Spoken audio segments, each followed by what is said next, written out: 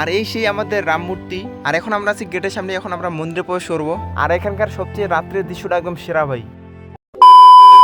হ্যাঁ guys, welcome back to my YouTube channel. আশা করি সকলে ভালো আছেন গাইস। ইতিমধ্যে আমরা আছি পার্বতীপুর, আর এখান থেকে দেন আমরা রওনা দিব গাইবান্ধা পলাশবাড়ি। আর এখন আছি আমরা পার্বতীপুর বাস টার্মিনালে।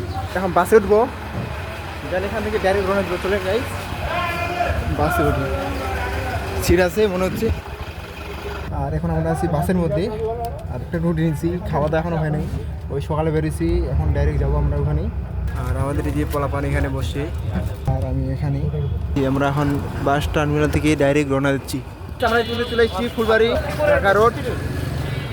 তো এখান থেকে আমরা এখন ডাইরেক্ট আবার বাস নিব। আমরা এখন বাসে উঠবো আবার।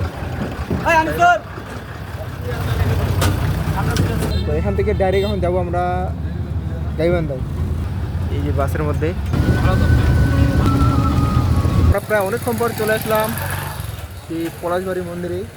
জাস্ট আমরা এখন আছি গেটের সামনে, ভিতর প্রবেশ করব।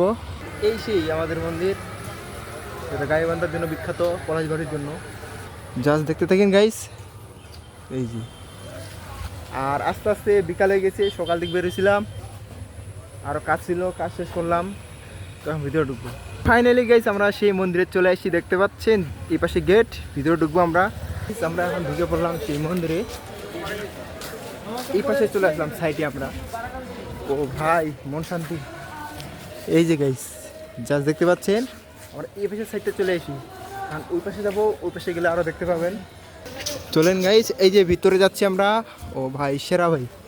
আর সামনে নাম চলতেছে, আর এখানকার যে রাধাকৃষ্ণ আছে পাশে, জাস্ট দেখেন।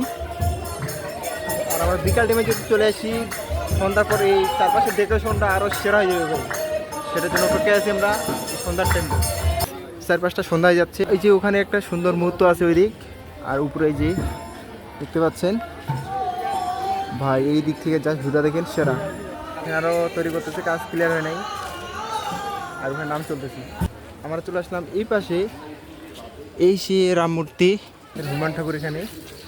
আর ওই যে বিশাল বড় দেখতে পাচ্ছেন পিছনে সেই রাম মূর্তি।